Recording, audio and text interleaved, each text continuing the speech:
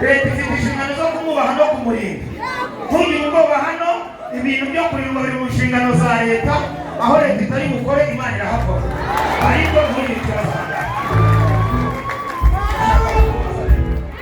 Reka amatwi mubaze, iyo wavuze ko Imana izi kurinda ubyungutse,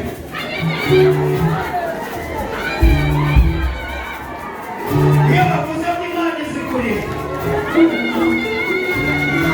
nimundeke mvuge Imana, iyo nimundeke mvuge Imana, iyo nimundeke mvuge Imana,